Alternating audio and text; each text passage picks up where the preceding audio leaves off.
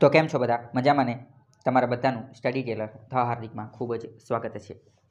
આજે આપણે 19 નવેમ્બર 2020ના રોજનું ધ હિન્દુનું ગુજરાતીમાં એનાલિસિસ જોઈશું. So I am the Hardik Parmar and let start our journey towards success. આજનો લેક્ચર ખૂબ જ સુંદર, ખૂબ જ રસપ્રદ રહેવાનો છે. તો શું તમે બધા તૈયાર છો ને? તમે બધા ઇન્ટરેસ્ટેડ છો ને આજનો લેક્ચર સાંભળવા માટે? પહેલો આર્ટિકલ જોઈએ તો ફરીથી એનપીઆર જે છે એ ચર્ચામાં છે. એનપીઆર એટલે કે નેશનલ પોપ્યુલેશન રજિસ્ટર. હવે તમારે એક વસ્તુ સમજવાની છે, આરજીઆઈનો મતલબ શું થાય? આરજીઆઈનો મતલબ થાય રજિસ્ટ્રાર જનરલ ઓફ ઇન્ડિયા, અથવા તો રજિસ્ટ્રાર જનરલ ઓફ ઇન્ડિયા. એનો મતલબ ભારતની અંદર વસ્તી પોપ્યુલેશન રિલેટેડ જે કોઈ પણ કાર્ય કરવાનું હોય તો એનો જે મુખ્ય ઓફિસર હોય એને કહેવાય આરજીઆઈ. જે ભારતની અંદર જે વસ્તી ગણતરી થાય, વસ્તી ગણતરી કઈ રીતે કરવાની, એનું એ કોની દેખરેખ હેઠળ થાય? તો આ આરજીઆઈના અંતર્ગત થાય, બરાબર. એનો મુખ્ય ઓફિસર અથવા નોડલ એજન્સી કે આ તમે જે કોઈ પણ કહો એ શું છે? આરજીઆઈ, રજિસ્ટ્રાર જનરલ ઓફ ઇન્ડિયા. એના દ્વારા એવું કહેવામાં આવેલું છે, એક આરટીઆઈ દ્વારા પ્રશ્ન પૂછવામાં આવેલો હતો અને એના જવાબમાં આરજીઆઈ, રજિસ્ટ્રાર જનરલ ઓફ ઇન્ડિયાએ કીધેલું છે કે નેશનલ પોપ્યુલેશન રજિસ્ટર જે છે એ કરવામાં જ આવશે. અત્યારે કોવિડના કારણે એને થોડું ડિલે કરાયેલું છે, પરંતુ એ ફાઇનલ એ કરવામાં જ આવશે. ક્યારે કરવામાં આવશે એ નક્કી નથી, પરંતુ 2021ની સેન્સસ વસ્તી ગણતરીની અંદર એને કરી દેવામાં આવશે. પહેલા ચરણની અંદર એને કરવામાં આવશે. ડેટ હજી નક્કી કરેલી નથી, પરંતુ કરવામાં આવશે, એ ફાઇનલ છે.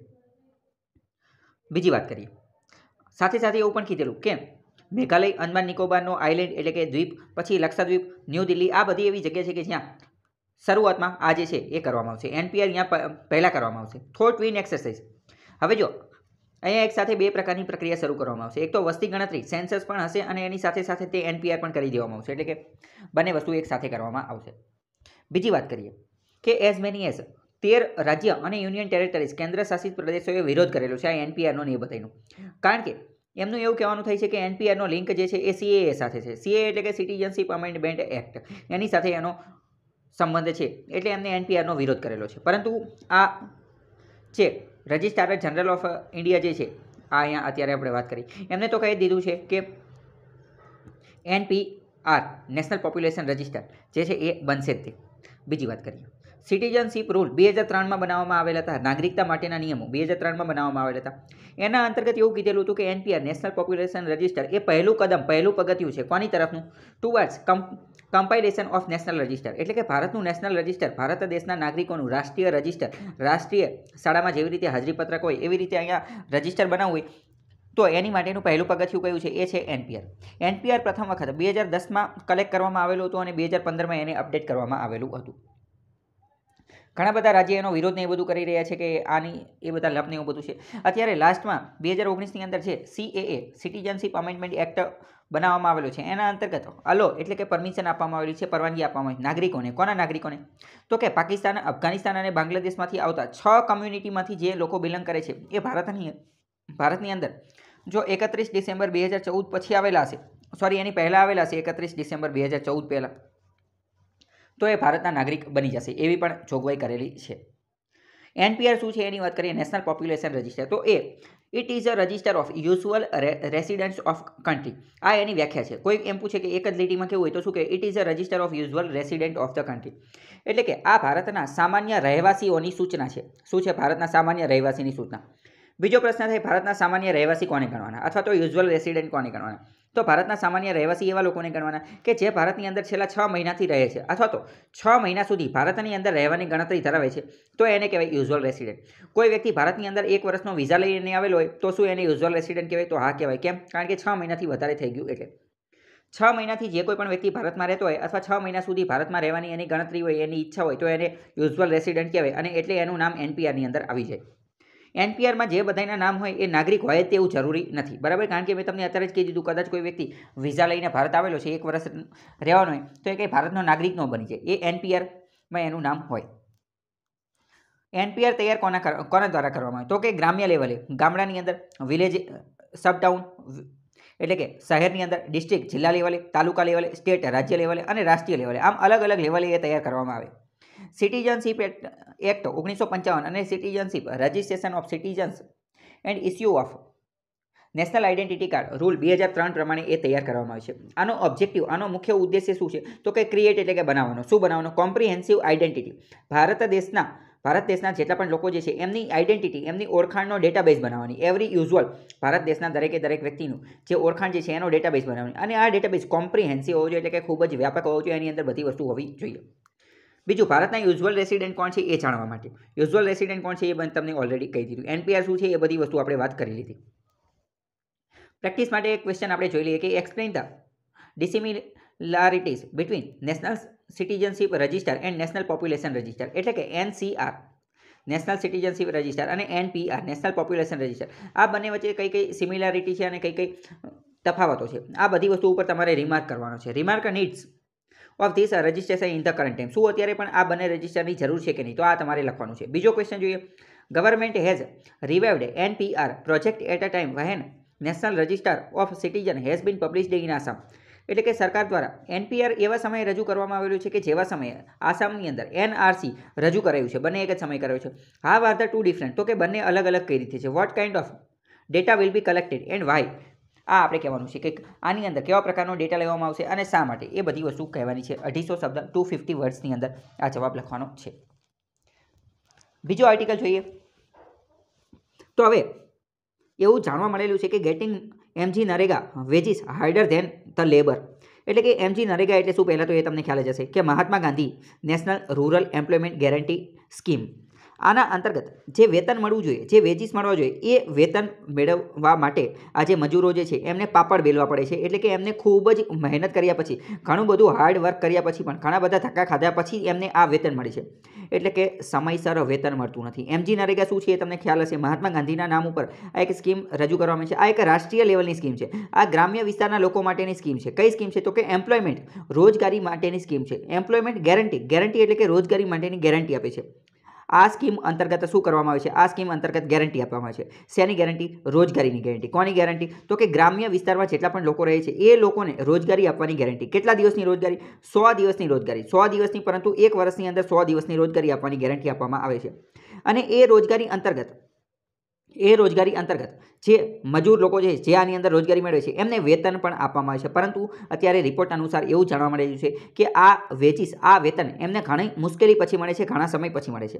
તો MG નરેગામાં લોકોને રોજગારી આપવામાં આવે. રોજગારીની અંદર કેવું કામ કરવામાં આવે? તો જનરલી કન્સ્ટ્રક્શનનું વર્ક કરાવવામાં આવે. કન્સ્ટ્રક્શન એટલે કે બાંધકામના કામની અંદર મજૂરોને એ બધાને રાખવામાં આવે.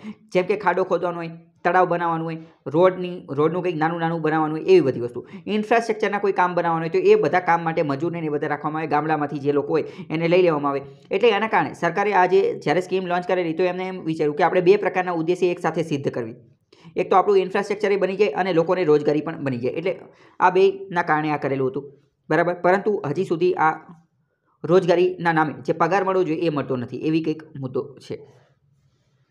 તો MG નરેગામાં કઈ કઈ ચેલેન્જ છે, એની અંદર કઈ કઈ સમસ્યા છે એ વાત કરીએ. પહેલાં તો કોવિડની મહામારીના કારણે ઘણા બધા લોકોની લાઇવલીહુડ, આજીવિકાનું જે સાધન હતું એ જતું રહ્યું છે. નોકરી, રોજગાર આ બધું જતું રહ્યું છે. અને રિવર્સ માઇગ્રેશન જોવા મળેલું છે. શહેરની અંદર પણ ઘણા બધા લોકોની નોકરી જતી રહી. એટલે જે લોકો ગામડામાંથી શહેરમાં ગયા હતા એ હવે પાછા શહેરમાંથી ગામડામાં આવેલા, બરાબર. આવી જ વસ્તુ અંગ્રેજોના સમયમાં પણ થયેલી હતી. એની વાત મેં તમને એકવાર કીધેલી છે, અત્યારે ફરીથી નહીં કહું. એટલે અત્યારે એટલું યાદ રાખી લો કે શહેરની અંદર લોકોની નોકરી જવાથી શું થયું? શહેરમાંથી લોકો પાછા ગામડામાં આવી ગયા, બરાબર. ડી અર્બનાઇઝેશન થયું છે. શું? ડી અર્બનાઇઝેશન એટલે કે શહેરમાંથી પાછા ગામડામાં આવી ગયા. હવે સરકારે આની માટે MG નરેગાની અંદર વધારાના 40,000 કરોડ રૂપિયા પણ આપેલા છે, જેના કારણે આ બધું પૂરું પાડી શકે. પરંતુ તેમ છતાં પણ આ જે ફાઇનાન્સ, જેટલા પૈસા આપવામાં આવેલા એ ઇનએડિક્યુએટ એટલે કે અપૂરતા છે. આ ભારત દેશની વસ્તી, ભારત દેશના લોકો, ભારતમાં જેટલા લોકોને રોજગારી જોઈએ એ બધાની સરખામણીમાં આ પૈસા અપૂરતા છે. બીજું, allocation amount to 0.47% of the GDP continues to be much lower than the World Bank recommendation. World bank, વિશ્વ બેંકે શું રિકમેન્ડેશન કરેલું હતું કે આ MG નરેગાની અંદર GDPના 1.7% પૈસા તો આપવા જ જોઈએ. તો 1.7% આપવા જોઈએ, એની બદલે ભારતે માત્ર 0.47% જ આપેલા છે. એટલે કે એ પૂરતા નથી. મેં તમને કીધું કે ઇનએડિક્યુએટ ફાઇનાન્સ, આ પૈસા પૂરતા છે, જેટલા અપૂરતા છે, પૂરતા નથી. બીજો શું વાંધો છે? પહેલી વસ્તુ આપણે શું જોયું કે ઇનએડિક્યુએટ પૈસા, ફાઇનાન્સ જે છે એ ઓછું આપવામાં આવે છે. બીજું, પૈસા તો આપવામાં આવે છે, તેમ છતાં પણ જે વર્કર, જે મજૂર લોકો જે છે કે જે MG નરેગા અંતર્ગત રોજગારી મેળવે છે એમને પેમેન્ટ, પૈસા જે આપવામાં આવે, વેતન, એમાં ઘણું બધું ડીલે, ઘણું બધું મોડું કરવામાં આવે છે. 1 મહિનાનું કામ હોય તો 2-3 મહિના પછી પગાર મળતો હોય, તો એવું ચાલે નહીં. વર્કર્સ આર નોટ, પછી વર્કરને કોઈ પણ પ્રકારનું કોમ્પન્સેશન વળતર પણ આપવામાં આવતું નથી. જો પેમેન્ટ મોડું કરે છે, ડિલે કરે છે, એમાં મોડું કરે છે, તો એ મોડું કરવા બદલ કોઈ પણ પ્રકારનું વળતર કેવું કંઈ આપવામાં આવતું નથી. પહેલાં તો મોડું ન કરવું જોઈએ, પરંતુ આ તેમ છતાં પણ જો મોડું કરી નાખ્યું છે તો એની બદલ કંઈ વળતર પણ આપવું જોઈએ, જે અપાતું નથી.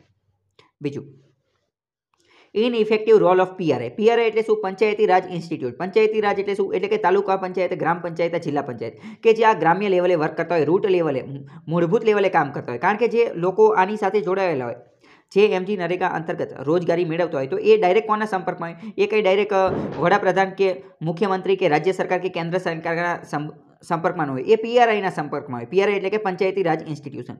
તો એમનો રોલ જે છે એ વ્યવસ્થિત છે નહીં, એ ઇનઇફેક્ટિવ છે. બીજી વાત કરીએ તો એમને પણ એટલો બધા પાવર ને એવું બધું આપેલું નથી, એમને એટલી બધી સત્તા નથી આપેલી એમજી નરેગા અંતર્ગત. તો ગ્રામ પંચાયતને એને એટલી બધી સત્તા નથી આપેલી કે આ બધું વ્યવસ્થિત કરી શકે, એટલે આનું અમલીકરણ એ વ્યવસ્થિત થઈ શકતું નથી, ઇફેક્ટિવ જોવા મળતું નથી, ઇફેક્ટિવ મેનોવર થઈ શકતું નથી. બીજી વાત કરીએ, આના અંતર્ગત એક બીજી એ પણ ચેલેન્જ રહેલી છે કે ઘણી બધા લોકો જે છે એ આના અંતર્ગત રોજગારી મેળવે છે, પરંતુ મેં તમને કીધું કે આમાં બાંધકામના, કન્સ્ટ્રક્શનના એ બધા કામ કરવામાં આવતા હોય છે, ઇન્ફ્રાસ્ટ્રક્ચર બનાવવાનું એ બધું કામ કરવામાં આવતું હોય છે, પરંતુ આના અંતર્ગત જે કામ જે છે એ પૂરા થતા નથી. કામ કેવું હોય છે? ઇનકમ્પ્લીટ હોય છે. મેં માની લો કે એવું કીધું કે અહીંયા તળાવ બનાવવાનું છે, તો તળાવ બનાવવા માટે ઘણા બધા લોકો અહીંયા કામ કરતા હોય, પરંતુ તળાવ તો બનતું જ નથી. રોડ બનાવવાનો હોય, રોડ તો બનતો જ નથી, એટલે કે કામ ઇનકમ્પ્લીટ રહે છે. એટલે એની માટે પ્રોજેક્ટ જે છે એનું ઇન્સ્પેક્શન, એની તપાસ કરવા માટે, સુપરવાઇઝ કરવા માટે પણ ધ્યાન રાખવું જોઈએ. અને આ જે સુપરવિઝન ને એ બધું કરવાનું એ ઇરેગ્યુલર છે, અનિયમિત છે, એની ઉપર પણ એટલું બધું ધ્યાન આપવામાં આવતું નથી.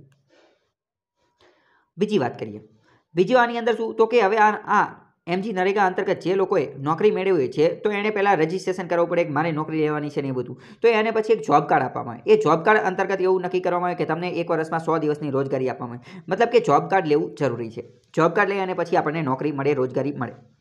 તો એવું પણ જોવા મળેલું છે કે ઘણી બધી જગ્યાએ ફેક જોબ કાર્ડ જનરેટ કરવામાં આવે છે. ફિક્સિશિયસ નેમ એટલે કે કાલ્પનિક નામનું કોઈ અલગ જ કોઈ વ્યક્તિએ કોન્ટ્રાક્ટ લીધેલો છે, તો એ પોતાના ઘરવાળાને એને જોબ કાર્ડ આપી દે, અથવા તો અમુક એવા ફિક્સિશિયસ એટલે કે કાલ્પનિક નામવાળા તે જોબ કાર્ડ બનાવી દે. એવા વ્યક્તિઓનું કોઈ અસ્તિત્વ જ નથી.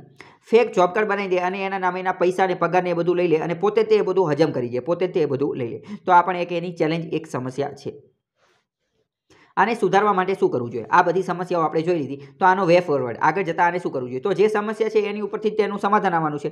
શોર્ટ ટર્મ મેજર માટે શું કરી શકે? ટૂંકા ગાળા માટે રાજ્ય સરકાર જે છે એને મસ્ટ ઇન્શ્યોર, ખાતરી કરવી જોઈએ કે બધું કામ જે છે એ વ્યવસ્થિત શરૂ થઈ જાય. દરેક ગામડાની અંદર કામ શરૂ થઈ જાય. પહેલી વસ્તુ, કામ શરૂ થઈ જાય એનું વ્યવસ્થિત ઇમ્પ્લિમેન્ટેશન થાય એનું ધ્યાન રાખવું જોઈએ. ઇમિડિયેટલી, તાત્કાલિક જ કામ શરૂ થાય એનું ધ્યાન રાખવું જોઈએ. બીજું, પ્રોજેક્ટ શરૂ તો થઈ ગયા છે, પરંતુ પ્રોજેક્ટ પૂરો થાય એનું પણ ધ્યાન રાખવું જોઈએ. ત્રીજું, આ જે ફેક બધા જોબ કાર્ડ ને એ બધું બને છે એનું ધ્યાન રાખવું જોઈએ, એ અટકાવવા જોઈએ રાજ્ય સરકારે.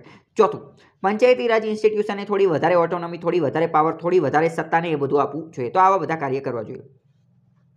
જો એ જ બધી વસ્તુ આપેલી છે. ઇન્સ્પેક્શન ને એ બધું પણ સારું વધારવું જોઈએ. ઇન્સ્પેક્શન, સુપરવિઝન એ બધું એની ઉપર વધારે ફોકસ કરવો જોઈએ. લોંગ ટર્મ મેજર, લાંબા ગાળે શું કરી શકે? ઇમ્પોર્ટન્સ ઓફ ડિસેન્ટ્રલાઇઝેશન ગવર્નન્સ, આ લાંબા ગાળાનું છે કે લોકલ બોડીને વધારે પાવરને, સત્તાને એ બધું આપવા જોઈએ. પછી સોશિયલ ઓડિટ આપવું જોઈએ. સોશિયલ ઓડિટ એટલે કે સામાજિક લેવલે તે ઓડિટ ને એ બધું થાય, એ તપાસ કરવા માટે ને એ બધું આવે, એ જરૂરી છે. એકાઉન્ટેબિલિટી એટલે કે જવાબદારી હોવી જોઈએ, પરફોર્મન્સ. જે કોઈ પણ વ્યક્તિ આ પ્રોજેક્ટ બનાવે છે તો એની કોઈ પણ પ્રકારની એકાઉન્ટેબિલિટી, જવાબદારી હોવી જોઈએ. બધાય જવાબદારીમાંથી છટકી જાય એવું ચાલે નહીં. તો પ્રેક્ટિસ માટેનો એક ક્વેશ્ચન આપણે જોઈએ કે try to write in your own word the critical analysis of MG NREGA issuing, plugging it and the way ahead. એટલે કે આ એમજી નરેગામાં શું છે એનું ક્રિટિકલ એનાલિસિસ કરવાનું છે અને આગળ જતાં એની અંદર કઈ રીતે સુધારો કરી શકાય એના વિશે તમારે કહેવાનું છે. બીજો મહત્વનો આર્ટિકલ જોઈએ તો વિથ ડોઝાયર Pak tries to kill 2 bird with 1 shot. પાકિસ્તાનની અંદર હવે તમારે એક વસ્તુ સમજવાની છે. પાકિસ્તાને થોડા સમય પહેલાં એક આ ડોઝાયર લોન્ચ કરેલું છે. આ ડોઝાયર જે છે એ કોની વિશે છે? તો કે ટેરર, પાકિસ્તાનની અંદર જેટલા પણ આતંકવાદીઓ જે છે અથવા આતંકવાદી એટેક જે થઈ રહ્યા છે એ આતંકવાદી વિશેનું એક ડોક્યુમેન્ટ, એક કાગળ જે છે એ રજૂ કરેલું છે આવતા અઠવાડિયે. તો આના અંતર્ગત જે છે એ બધી વસ્તુ ચર્ચામાં છે. પહેલાં તો તમને એવું લાગે કે પાકિસ્તાન ખુદ આ બધા આતંકવાદીઓને ને એ બધાને પનાહ આપે છે, એ બધાની આ રાખવાનું ને એ બધું કાર્ય કરે છે, સ્ટેટ સ્પોન્સર ટેરરિસ્ટમાં એનું સામેલ છે. તો તેમ છતાં પણ એ જાતે જાતે આવું ડોક્યુમેન્ટ શા માટે રજૂ કરે છે કે જેમાં એ આતંકવાદીઓની એ બધાની વિશેની માહિતી આપે છે? આવું શા માટે કરે છે? તો એની પાછળનું કારણ એ છે કે પાકિસ્તાન FATFની ગ્રે લિસ્ટમાં છે. FATFની ગ્રે લિસ્ટમાં શા માટે છે? કારણ કે એ આતંકવાદને સમર્થન આપે છે, મની લોન્ડરિંગને સમર્થન આપે છે, ટેરરિસ્ટ ફાઇનાન્સ કરે છે, એટલે એ ગ્રે લિસ્ટની અંદર છે. અને પાકિસ્તાનને ગ્રે લિસ્ટમાંથી બહાર નીકળવા માટે 21.21 પોઈન્ટનું આપવામાં આવેલું છે કે તમે આ બધા પોઈન્ટનું પાલન કરો, નહીં અમે તમને ગ્રે લિસ્ટમાંથી બ્લેક લિસ્ટમાં નાખી દઈશું. એટલે હવે પાકિસ્તાન બધું દેખાડવા માંગે છે કે અમે ટેરરિસ્ટને ડામવા માટે, એને કર્બ કરવા માટે કંઈક પગલાં ભરીએ છીએ, એટલે એને થોડીક રાહત મળી જાય, એટલે આ બધું કાર્ય કરે છે. બાકી વાત કરીએ, જો પાકિસ્તાન જે છે એને આ શિફ્ટ કરેલું છે ને FATFની એ બધી વસ્તુ, FATFમાં એ આની અંદર છે મેઇન વસ્તુ. તો એ 27 પોઈન્ટ, હમણાં થોડી વાર પહેલાં કદાચ મેં 21 પોઈન્ટ કીધું, 21 નહીં પરંતુ 27 પોઈન્ટનું લિસ્ટ આપવામાં આવેલું હતું 2018ની અંદર, જ્યારે પાકિસ્તાનને ગ્રે લિસ્ટમાં નાખવામાં આવ્યું કે આ 27 પોઈન્ટ અમે તમને આપ્યું છે, આ બધાનું પાલન કરો તો કદાચ અમે તમને આ ગ્રે લિસ્ટમાંથી બહાર કાઢવી, નહીં તો પછી તમે બ્લેક લિસ્ટમાં જશો. એટલે પાકિસ્તાન પાસે અત્યારે પૈસાની કમી છે, ફંડની કમી છે. તો પાકિસ્તાને ગમે ત્યાંથી કંઈ પણ રીતે કરી અને ક્યાંકથી પૈસાનું સેટિંગ કરવું છે, પૈસાનો જુગાડ કરવો છે. જો ક્યાંકથી એને લોન બોન મળી જાય તો કામ થઈ જાય. FATFના ગ્રે લિસ્ટમાં હોય એટલે લોન બોન મળે નહીં. IMF, વર્લ્ડ બેંક આવું કોઈ લોન આપે નહીં, કોઈ દેશ પણ લોન આપે નહીં. એટલે પોતાની ઇમેજ જો સારી હોય તો લોન આપી દે. ઇમેજ સુધારવા માટે એ થોડું ઘણું આવું કાર્ય કરી રહ્યું છે.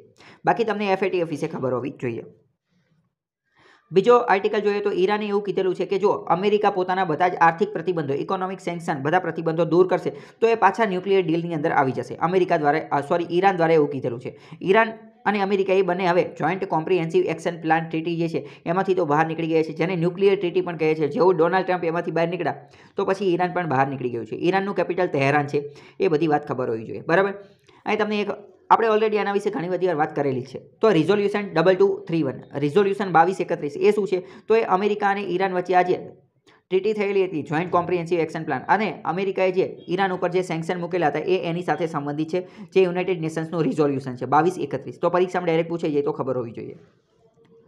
બીજો મહત્વનો આર્ટિકલ જોઈએ તો who won the war or Karabakh, કારાબાખનું વોર, એના વિશે કારાબાખનું યુદ્ધ શું છે તો એ તમને ખબર હોવી જોઈએ. આજે અર્મેનિયા અને અઝરબાઈજાનની જે લપ ચાલતી હતી, અર્મેનિયા અને અઝરબાઈજાન, અને એમાં તુર્કી પણ વચ્ચે વચ્ચે ક્યારેક આવી જતું હતું, રશિયા પણ આવી જતું હતું, તો એ કારાબાખની આજુબાજુમાં હતો. એ પ્રદેશ એની સાથે સંબંધિત હતો. પ્રશ્ન ડાયરેક્ટ પૂછે કે કારાબાખ પ્રદેશ ક્યાં આવેલો છે? તો અર્મેનિયા અને અઝરબાઈજાનની જે લપ ચાલતી હતી એ બરાબર નાગોરનો અને કારાબાખનો પ્રદેશ હતો.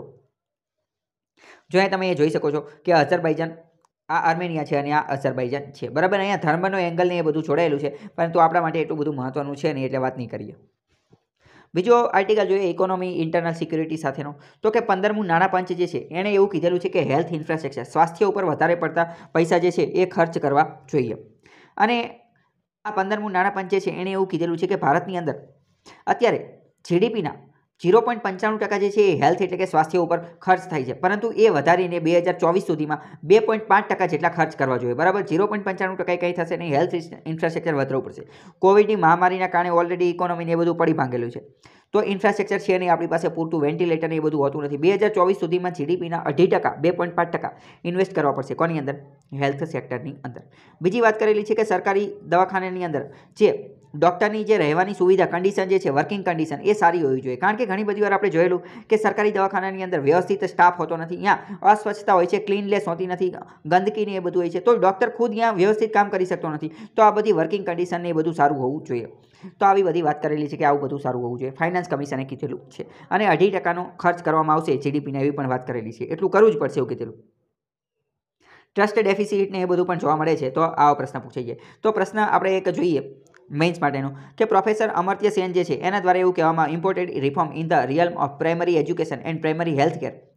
અમર્ત્ય સેને એવું કીધેલું છે કે પ્રાથમિક શિક્ષણ અને પ્રાથમિક આરોગ્યની અંદર અમુક પ્રકારના રિફોર્મ, સુધારા લાવવાની ખૂબ જ જરૂરી છે. What are your suggestion? તમારું સજેશન શું છે to improve status in performance? આની અંદર સુધારો કરવા માટે તમારું શું કહેવાનું થાય છે એ તમારે 250 શબ્દમાં કહેવાનું છે. અને ઓલરેડી આ પરીક્ષામાં પ્રશ્ન પૂછાઈ ગયેલો 2016ની અંદર, મેઇન્સ પેપર 2ની અંદર, GS2ની અંદર આ પ્રશ્ન પૂછાઈ ગયેલો છે UPSCની અંદર. બીજો આર્ટિકલ જોઈએ તો IMF દ્વારા કહેવામાં આવેલું છે કે ફોરસીસીસ લેજેસી સ્કેર્સ ફ્રોમ COVID-19 ક્રાઇસિસ. કોવિડના કારણે ઘણી બધી આ મહેરબાની બધું થઈ ગયું છે, આપણી માટે એ કામનું નથી.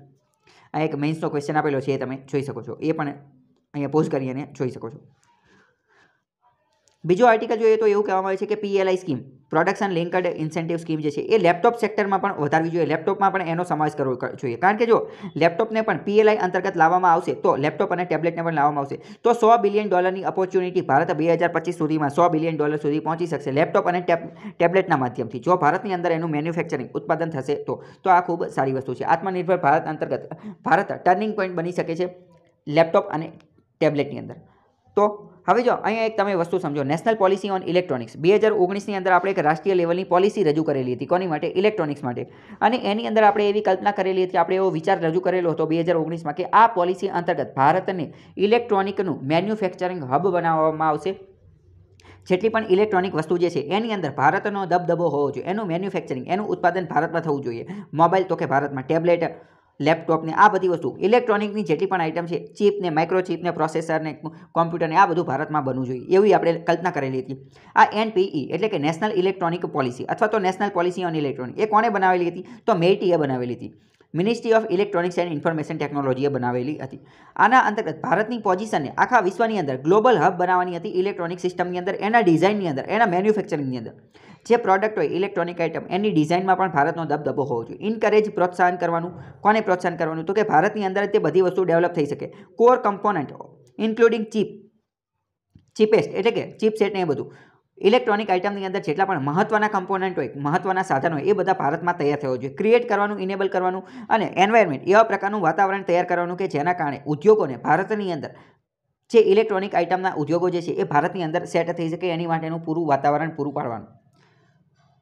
બીજી શું વાત કરવામાં આવેલી હતી આ નેશનલ પોલિસી ઓન ઇલેક્ટ્રોનિક ઉપર કે ક્રિએશન ઓફ ઇકોસિસ્ટમ. ભારત એવી સિસ્ટમ બનાવશે કે જેના કારણે આ ઇલેક્ટ્રોનિક આઇટમનું વધારે સારું એવું મેન્યુફેક્ચરિંગ ને એ બધું થઈ શકશે. પ્રોવાઇડિંગ ઇન્સેન્ટિવ, આની માટે સરકાર જે છે એ ઇન્સેન્ટિવ પણ આપશે. પછી સ્પેશિયલ પેકેજની ને બધાની પણ જાહેરાત કરવામાં આવશે. પછી સ્યુટેબલ સ્કીમ, અલગ અલગ સ્કીમ લાવવામાં આવશે, જેવી રીતે આ PLI સ્કીમ લાવવામાં આવેલી એ માટે. પછી ઇન્ડસ્ટ્રીની અંદર R&D, રિસર્ચ એન્ડ ડેવલપમેન્ટને પણ પ્રમોશન કરવામાં આવશે. Artificial intelligence, machine learning, virtual reality, drone, robotics, addictive manufacturing, photonics, nano based device, આ બધી વસ્તુ ઉપર પણ વધારે ફોકસ કરી અને ભારતને મેન્યુફેક્ચરિંગ હબ બનાવવામાં આવશે ઇલેક્ટ્રોનિક આઇટમની અંદર. સપોર્ટ આપવામાં આવશે, સ્પેશિયલ થ્રસ્ટ ને એ બધું આપવામાં આવશે. પછી સોવરેન પેટર્ન ફંડ પણ લોન્ચ કરવામાં આવશે. આ એક અતિ મહત્વની વસ્તુ, કારણ કે જો ઇલેક્ટ્રોનિક આઇટમની અંદર કેવું હોય કે માની લો કે કોઈ એક વ્યક્તિએ એક ઇલેક્ટ્રોનિક આઇટમ બની અને એની કોપી કરી અને માની લો કે કોઈ બીજાએ એની જેવી આઇટમ બનાવી નાખી, તો એની ઉપર આ પહેલો વ્યક્તિ કેસ કઈ રીતે કરી શકે? એ કેસ ત્યારે જ કરી શકે જો એની પાસે એણે જે આઇટમ બનાવેલી એનું પેટન્ટ હોય, એનું પેટન્ટ એણે રજીસ્ટર કરાવેલું હોય. તો એની માટે સોવરેન પેટર્ન ફંડ પણ બનાવવામાં આવેલું છે.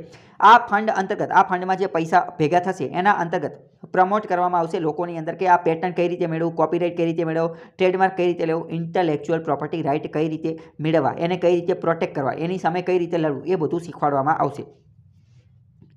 ટ્રસ્ટેડ ઇલેક્ટ્રોનિક આઇટમને એ બધી વસ્તુ છે, વેલ્યુ ચેઇન બનાવવામાં આવશે અને આ બધાને ઇમ્પ્રૂવ ને એ બધું કરવામાં આવશે. સોવરેન પેટર્ન ફંડ વિશે થોડી વાત કરીએ તો આ સ્ટેટ લેડ ઇન્વેસ્ટમેન્ટ એટલે કે રાજ્ય આની અંદર ઇન્વેસ્ટમેન્ટ કરી અને આ એક પ્રકારનું ફંડ બનાવવામાં આવશે જેમાં જે પૈસા ભેગા થશે એનેથી લોકોને જાગૃત કરવામાં આવશે. IP એસેટ વિશે અને પ્રમોટિંગ નેશનલ ઇકોનોમિક ઓબ્જેક્ટિવને ના બધાને પ્રોત્સાહન આપવામાં આવશે. SPF સ્પેશિયલ આ સોવરેન પેટર્ન ફંડ જે છે એ ઓલરેડી છેલ્લા 5 વર્ષની અંદર south Korea, France, Taiwan, Japan અને ચાઇના આ બધાની અંદર તો જોવા મળે જ છે, તો એક ખબર હોવી જોઈએ. બીજો આર્ટિકલ જોઈએ તો PFIZR અથવા તો ફિઝર નામની આ એક સંસ્થા જે છે એના દ્વારા ફિઝર ઇન્ડસ્ટ્રીએ એવું કીધેલું છે કે વેક્સિન ટ્રાયલ સોલ્ડ કોવિડની વેક્સિનની અંદર એમને 95% જેટલી સફળતા જોવા મળેલી છે, એટલે કે 95% એ સારી એવી વર્ક કરે છે. તો હવે આજ માટે આટલું રાખીએ. બાકી તમે ઇન્સ્ટાગ્રામ ને ટેલિગ્રામ ને એ બધી જગ્યાએ મારી સાથે જોડાઈ શકો છો અને આ પ્રશ્ન જે છે એના જવાબ તમારે કમેન્ટ બોક્સમાં લખવાના છે. પહેલો પ્રશ્ન કે NPRનો મતલબ શું? NPRમાં કેવા કેવા વ્યક્તિઓના નામ હોય? રિઝોલ્યુશન 2231 કોની સાથે સંબંધિત છે? અને હેલ્થ ટુ GDPનો રેશિયો 2024 સુધીમાં કેટલો કરવાનો છે એ તમારે કહેવાનું છે અને અત્યારે કેટલો છે એ કહેવાનું છે. તો આજ માટે આટલું રાખીએ. બાકી કાલે મુલાકાત થશે. ત્યાં સુધી જોડાયેલા રહો સ્ટડી ટેલર હાર્દિક સાથે.